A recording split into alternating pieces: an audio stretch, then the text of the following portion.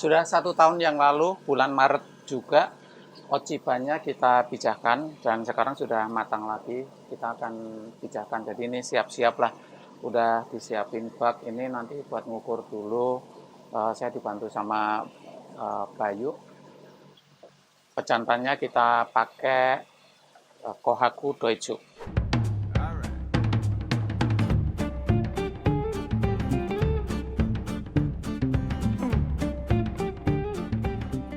Kebetulan mereka lagi jejeran sama-sama.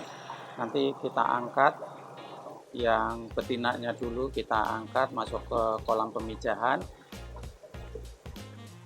Baru nanti nyusul pejantannya. Betinanya ini dari Okawa Koi Farm Jepang.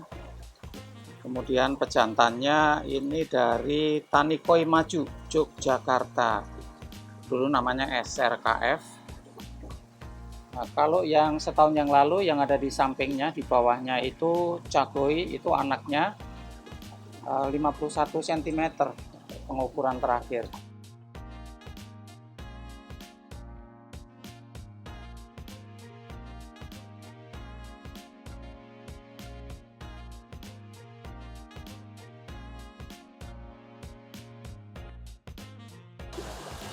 Kita kasih koi anesthesia biar gampang nanti handlingnya gampang, jadi enggak loncat. Saya kasih 10 mili aja. Ini airnya sekitar 100 liter.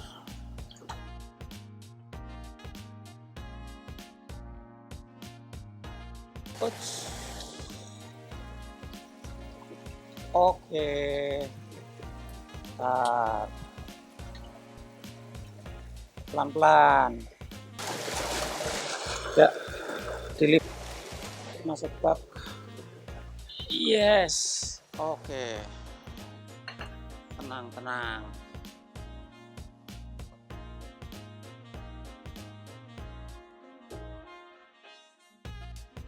Nah, kalau di bios gini jadi enak kita ya, ikannya tenang. Apalagi koi yang besar kayak begini, kalau dia banyak gerak kayak gitu bahaya. Tulangnya pun bisa patah atau malah loncat gitu ya, dia bisa cedera.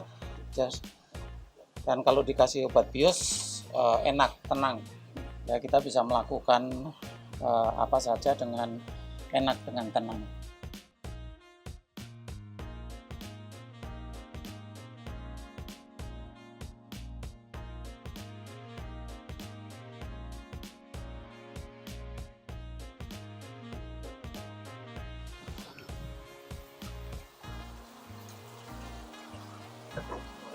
Iya. Oke.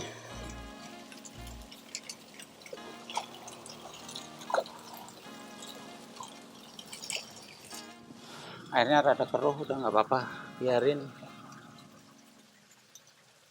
Ya, masih rada teler.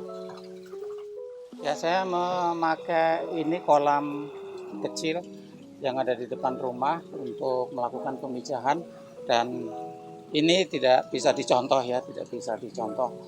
Sebenarnya menggunakan bak dari terpal malah lebih bagus, lebih aman, karena kolam ini kasar, ada batu-batu kayak gitu. Ya meskipun kalau yang di bagian sini sih enggak lah ya.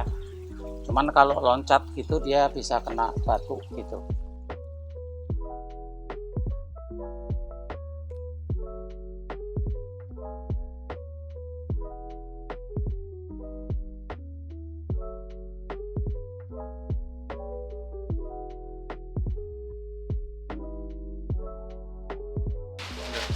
Tadi jam 10 betinanya udah kita angkat dan kita masukin ke kolam pemijahan. Sekarang jam 12 kurang dikit. Ini pejantannya mau kita tangkap nih. Sabar. Udah.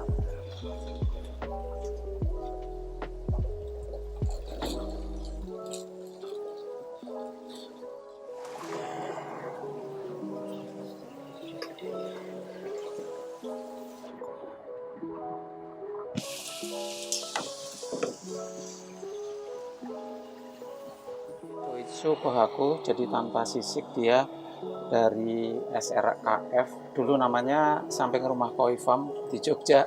Sekarang ganti nama, dia jadi Tani Koi Maju. Mungkin karena sekarang memang udah maju, udah mulai tenang. Memang ini Shiroichinya nggak top banget lah ya, rada kekuningan sedikit, tapi merahnya deep, cukup solid. Tapi sebenarnya ini kalau dikasih pakan khusus, dikurangin protein gitu sih masih bisa lebih putih lagi, karena nggak pernah dilakukan itu. Ada sedikit simi di sini.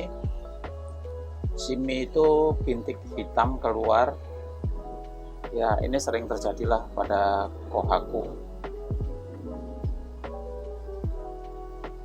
Tapi nggak apa-apa, ini overall quality-nya sebagai ikan jantan sih oke lah kalau menurut saya. Ini kasar, siripnya ini kasar, tutup insangnya kasar juga kayak amplas halus gitu. Ini salah satu ciri pejantan yang sudah matang. Ini kalau nggak dibius dulu kayak begini ya susah lah, kita mau ngapa-ngapain susah, meronta-ronta malah bisa patah atau malah loncat mungkin. Buat bius dosisnya hanya 0,1 mili per 1 liter air. Jadi, karena airnya ini kurang lebih 100 liter, tadi dikasih 10 mili. Dengan dosis gitu kita sudah bisa melakukan banyak hal. Koinnya sudah cukup tenang.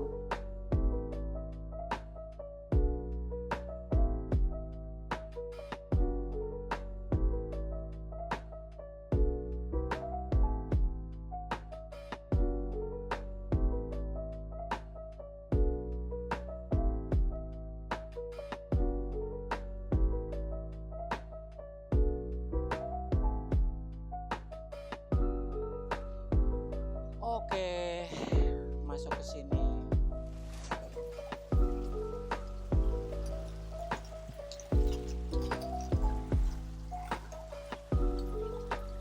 Ya, masih sedikit rada-rada teler dia. Sebentar lagi sih bangun lah, udah bangun dia. Nah, kalau udah jadi satu gini ya kita tinggal perhatiin aja. Nggak ada hal yang kita bisa lakukan, ya kita make sure aja bahwa semuanya aman, nggak loncat. Ini lagi diusahain nanti ditutup pakai jaring lah, karena ditinggal biar aman. Sekarang jam 12 siang, kemungkinan memerlukan waktu sekitar 12-an jam lagi ya sampai mereka mijah, karena mijah kalau pengalaman saya tidak pernah sebelum jam 12 malam, jadi ya subuh gitu baru mereka mijah. Semoga sih besok pagi kita sudah bisa dapat telur-telurnya, mereka udah selesai mijah gitu. Itu kalau lancar, karena kalau yang tahun yang lalu itu 2 hari ya, misalnya hari ini masuk kayak begitu, besok terus besoknya lagi tengah malam baru mulai mijah, jadi perlu waktu 2 hari malahan sampai mijah dia. Tapi kalau ngelihat ini sudah matang gonat, baik betina maupun jantannya, dan dipindah ke tempat baru kayak begini ya, semoga sih nanti malam mereka mau mijah jadi nggak kelamaan di sini.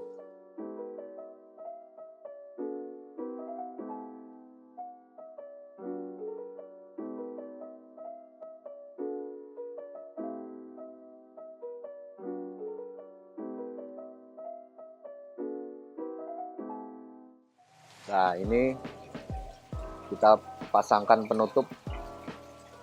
Jadi kolam ditutup karena di saat ikan mijah seperti itu terlihat, di saat ikan mijah itu agresif gitu. Jadi pergerakannya agresif. Jadi untuk melindungi agar kalau pas loncat dia nggak bisa keluar gitu. Jadi dia balik lagi ke kolam. Nah, tuh.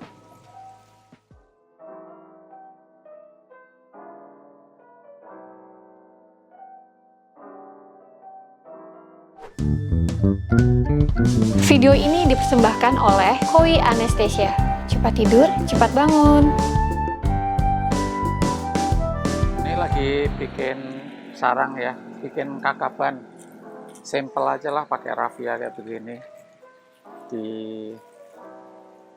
kurang-kurang. Nanti telur-telurnya nempel ke sini. Sebagian sih.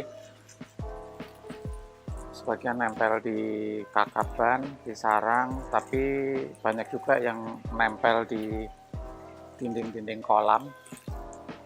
Malah ada juga tuh yang keluar dari kolam. Cukuplah seginilah.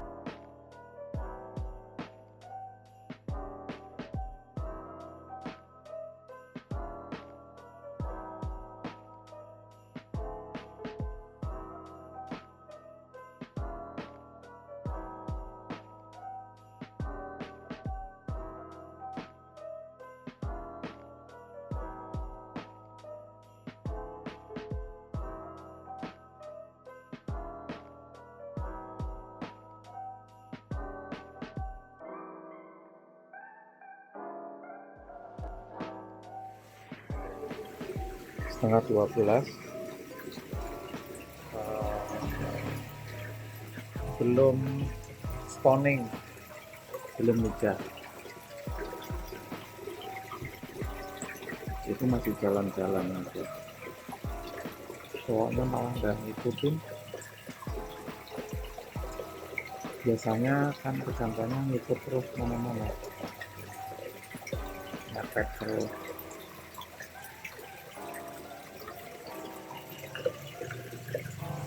Mana itu pejantan tanggung?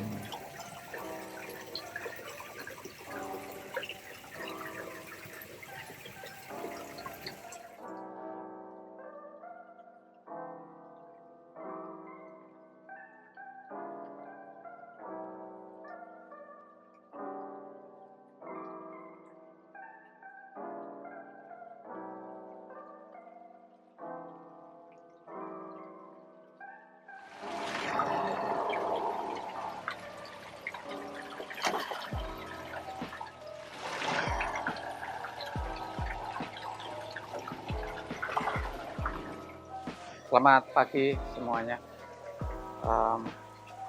Mereka udah kawin ya, udah mijah, spawning.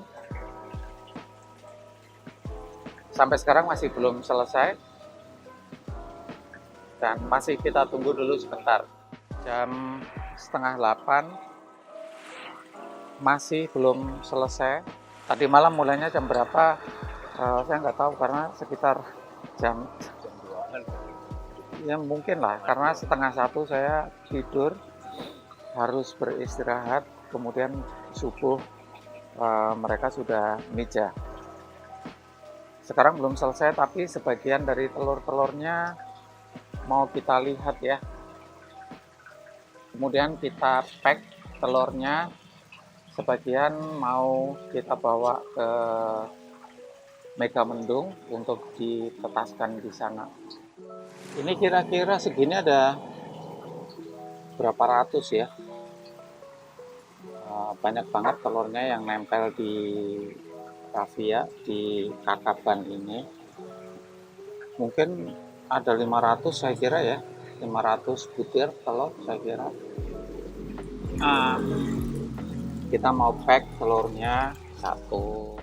Oh ini banyak banget nih. Paling banyak di bawah. Ini saya kira 1000 lebih lah. Perkiraan ya. 3. Ini Bayu masih nongkrongin. Saya mau ke Megamendung bawa sebagian telurnya ke sana. Sekarang jam berapa sih ini? 8:30 ya. Ya 8:30 masih spawning. Kita sekarang berangkat ke Megamendung nih, bawa telur ya, mudah-mudahan nanti telurnya di sana bisa menetas dengan baik. Si Dias yang biasanya pegang kamera nggak pernah kelihatan, ya sekali-sekali kelihatan lah. sampai di daerah Megamendung dan naik kita karena lokasi kita memang ketinggiannya sekitar 1100 mdpl. Ya, inilah jalan yang kita tempuh. Oh, masih ada monjang. Orang maunya tunggu di pinggir jalan. Sudah mendekati tujuan kita, tempat kita mau menetaskan koi-koinya. Hanya kita yang boleh masuk. Nah, ini lokasinya 1100 mdpl. Udara dingin, airnya juga dingin di sini. Rata-rata sih temperatur air di sini sekitar 20 sampai 22. Lagi dibawa telurnya ya, yang di dus itu ada sekitar 10.000 kan ya yang kita bawa ke sini. Ya udah, di sinilah nanti ke kolam-kolam penetasannya. Terserah mau dibagi ke berapa tempat lah, paling 1, 2, 3, 4, 5 ke 5 kolam aja dulu, nanti kalau udah netas baru dibagi-bagi sambil seleksi. Terus nanti kalau udah mulai agak gede lagi ya dibagi lagi ke kolam yang lebih gede. Ada kolam yang lebih gede yang udah kita siapin. Ini cuman maksudnya buat netesin aja sih.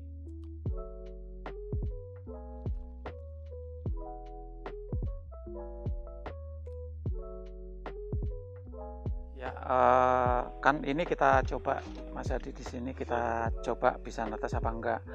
Itu kalau di sini bisa netes, kalau hidup kan, kalau burayak dibawa ke sini udah jelas hidup nih. Kalau telur dibawa ke sini bisa netes apa enggak? Kalau bisa netes, saya pengen nge-breed di sini nanti. Itu kabar baik malan, Pak. Bisa nge-breed di sini. Bukain aja. Langsung aja, Pak. Ya ding, biar ini dulu, biar ada. Dia stres juga telur ya. Betul. Nah, bukan hanya koi aja yang stres, telur pun kalau tidak diperlakukan dengan cukup baik bisa stres juga, bisa kaget. Jadi pelan-pelan biar mereka menyesuaikan suhunya juga, nanti baru dibukain kayak koi aja lah. Sayang kalau sampai nggak netes, sayang banget.